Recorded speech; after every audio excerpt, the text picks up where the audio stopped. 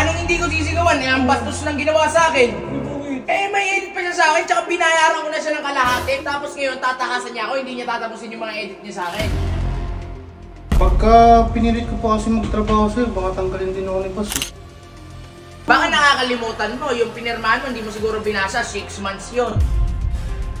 Kahit hindi mo na sa akin ibalik yung pera, hindi mo na trabahuin yung mga kulang mo sa akin, sige, magdemandahan na lang tayo. Didemandahan na lang para maganda. Sige, bahala kayo, gawin niyo yan. Yung mga ganggang super duper pasugod. Ang inakumpleto pa itong mga to. Uy! Uy, ano yun? Ba't kayo susugod ang ganyan? Ay, andito, bakit? Huwag kayo magugulo, uy! Uy!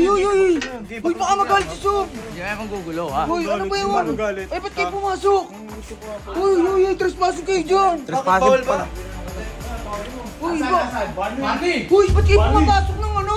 Ay, alam mo, sinain namin to dito eh. Hindi naman kayo taga dito! O bakit? May magagawa ka? Teka lang, Ito. huwag ka na makulit. Kakausapin ko to. Ba't ka umalis sa may edit ka pa sa akin, boy? Hindi na ako mag-edit sa'yo, boss. Uy, teka lang ha. Anong, ba't pinagdadamihan nyo yun? Hindi tinapos yung edit sa akin, tapos umalis agad. Sabi kasi ni boss 150, tigilan mo pa na. Uy, teka lang ha. Tatawagin ko lang yung kuya ha. Si Libag. Tawagin mo. Ay, bakit? Papasok kayo dito ng ano? Trespassing kayo eh. Nandito mga to. Libag. Gago yung kapatid mo. Ay, yung kuya mo. Ay, ano, pinasok ng gago. Pinasok ko Oo. Ay, no.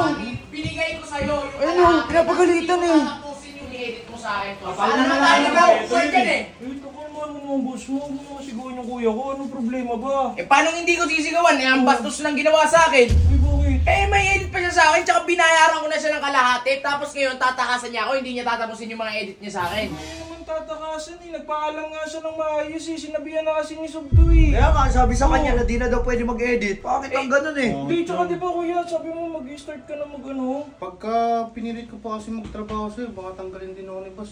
Oo, tapos nagbablog na kasi siya eh. Mag-start mo siya mag-vlog eh. Kasalanan niyo na yun. Kasalanan niya yun, alam mo kung bakit? Oo. May kontrata sa akin yan eh. Paano kayo parang i-breach niya yung contract? Hindi. Ibabalik niya naman. Bakit mo ibalik Balik ko daw? din sa'yo yung pera. Hindi pwede. Hindi ako papayag na ibalik sa akin yung pera. Gawin niya yung mga kulang niya sa akin. Tapusin niya. Tama. Hindi po pwede mag-edit eh. Hindi din pwede sa akin yung tatakasan yung trabaho. Pinapasahuran kita ng tama. Kanina tong saging na to. Boss 150 yan, huwag mong balawin. K150 yan? Pwede ko galawin yan. K150 pala yan eh. Sasaway ni boss. Anong paki nyo? Oo nga, isa lang eh. Di ba? Hindi kasi tol, hindi nga po pwede. Ibabalik na nga lang yung down payment. Tsaka baka tanggalin pa ni Sob yan pag pinilit niya pa. Oo. Inang yan. Di para ako pala yung kawawa dito. Bakit ko kawawa? Kasalanan Ako yung nawalan eh. Hindi, babalik nga eh. Edit lang yun. Ay, ibalik kita sa mama mo eh. Ikaw kasi magkatatanggap ng trabaho pag di mo kaya ngayon. Susuko-suko ka. O hindi ako lugi paano yan? Yung pinatawad ko sa'yo, ang laki-laki. Ibabalik na. Oo. Hindi ko nga tatanggapin yung ibabalik. Ang akin yung kaputo niya yung trabaho sa akin. Nga. Yan yung Sob mo. Pakain ko tong balat sa'yo eh. Huwag mo na. O, teka lang. Ano? Baka nakakalimutan mo, yung pinirmahan mo, hindi mo siguro binasa, 6 months yun.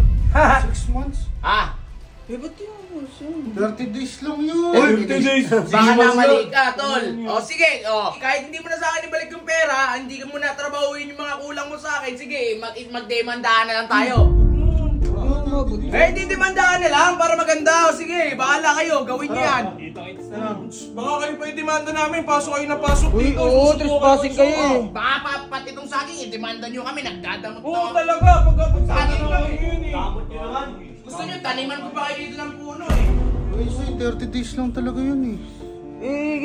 Kahit mo 30 days or 6 months, binridge pa rin yung contract eh. Paano yun, CJ? Hindi kailangan natin ng tulong ni Sob. Kakausapin na lang natin si Sob about dito. Kasi kung ganun nga, nasa na yung kontrata? Nandiyan pa, nasa iyo pa. Kung 6 months talaga nakalagay doon, hindi ka talaga pwede umalis yan. Paano yun? Ako naman matatanggal kay boss. Hindi, kakausapin nga natin si Sob. Kailangan talaga makausap si Sob dyan. Diba malay mo, makausap ni Boss si Riddick na i-breach na yung contract, di ba? Tigil na yung contract. Oo. Kasi hindi pwede yung ganun eh. Pero hindi din kasi, tingin ko hindi napapayag si Sob eh. Hindi, tsaka nasa tama rin kasi si Riddick eh. Hindi sa Hindi, contract yun eh. Wala tayong ano dun. Hindi, kausapin na lang muna natin si Sob.